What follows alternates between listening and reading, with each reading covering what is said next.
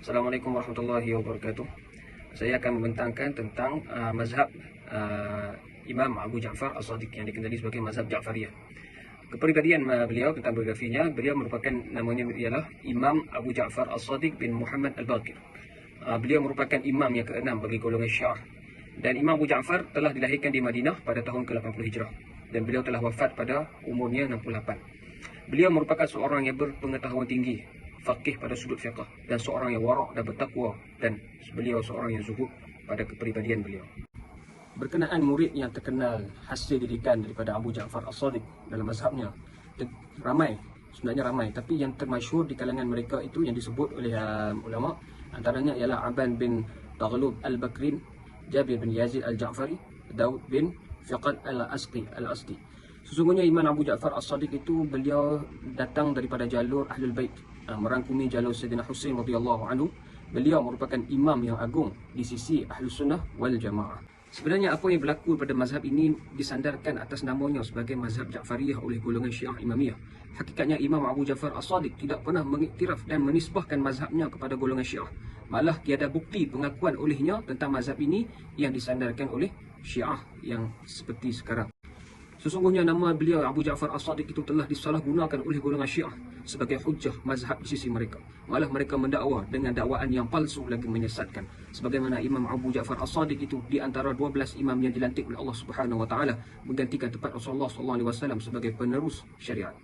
Sesungguhnya penisbahan sifat ini adalah bercanggah dengan akidah Ahlussunnah wal Jamaah. Mereka mendakwa Imam Abu Ja'far As-Sadiq itu tahu akan perkara yang ghaib, iaitu perkara yang belum terjadi, dan berkuasa ke atas kehendak sesuatu, perkara yang akan terjadi, sehingga satu tahap meletakkan beliau sebagai penentu takdir.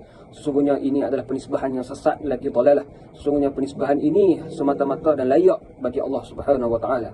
Para nabi dan para rasul hanya tahu perkara yang gaib, apa yang diberitahu oleh Allah Subhanahu wa taala. Tidak seperti golongan Syiah yang mendakwa Imam Abu Ja'far As-Sadiq, malah beliau ni bukan rasul, bukan nabi, tapi menisbahkan sifat itu seperti mana sifat Allah Subhanahu wa taala, mengetahui perkara yang belum terjadi. Sesungguhnya golongan Syiah Imamiyah ini telah merosakkan nama baik Imam Ahlus Sunnah kita, iaitu Imam Abu Ja'far As-Sadiq.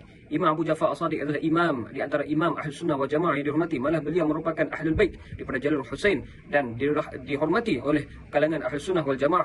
Mereka telah merosakkan namanya dengan dakwaan-dakwaan yang pelik lagi janggal, yang bercanggah dengan akidah kita Ahlussunnah wal Jamaah, yang di mana tidak pernah diakui sendiri oleh Imam Abu Ja'far As-Sadiq. Sesungguhnya perkara ini hanyalah rekaan semata-mata oleh golongan Syiah Rafidah, Syiah Imamiyah, dengan mendakwa kepelikan ini sebagai hujjah untuk mengangkat Imam Abu Ja'far As-Sadiq sebagai imam dan penerus syariat Nabi SAW.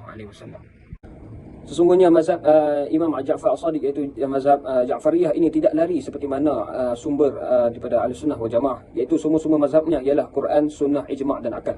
Sunnah yang disandarkan oleh Imam Abu Ja'far As-Sadiq ke atas mazhabnya itu merangkumi apa yang disandarkan, merangkumi perbuatan, percakapan dan perkataan Nabi SAW. Beliau telah mewajibkan dan berfatwa ke atas dirinya di atas mazhabnya itu dengan sumber Quran dan Sunnah seperti mana yang difahami oleh Rasulullah SAW dan para sahabat radhiyallahu anhum ajma'in. Sungguhnya telah terselewihnya mazhab Ja'fariyah ini bermula pada tahun terkemudiannya oleh golongan pentaksub kepada Ahlul Bait. Mereka ini merangkumi penduduk di Iraq dan Iran. Di antara yang termasyhur yang saya dapat petikkan daripada kitab penulisan Abdul Karim Zaidan ini ialah beliau telah memetik seorang manusia yang bernama Al-Kulaini yang bertanggungjawab menulis kitab hadis Syiah, iaitu kitab Usul Kafi.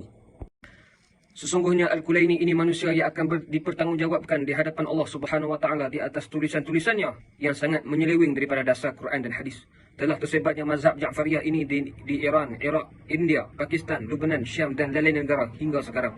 Berjuta-juta jiwa umat yang telah sesat di atas penulisan dari rekaan hadis yang jijik yang ditulis olehnya, iaitu Imam Al-Kulaini di dalam kitab Usul Kafi, dengan mendakwa hadis-hadis yang telah diriwayatkan daripada Abu Ja'far As-Sadiq sendiri.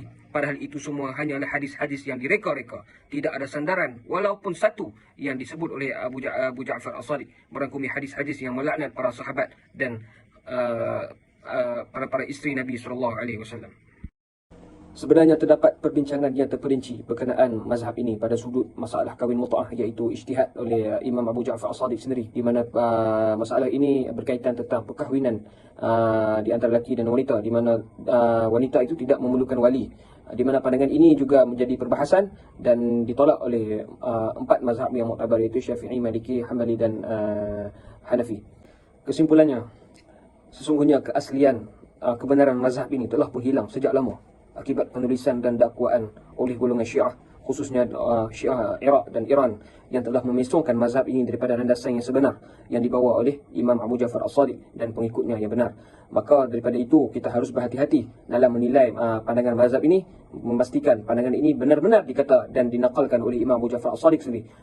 Maknanya pandangan Imam Abu Ja'far As-Sadiq sekarang mestilah di-refer dan dipandukan oleh pandangan di kalangan Ahli Sunnah wal Jamaah, agar kita tidak menyeleweng dan menjadi fitnah ke atas Imam Abu Ja'far As-Sadiq.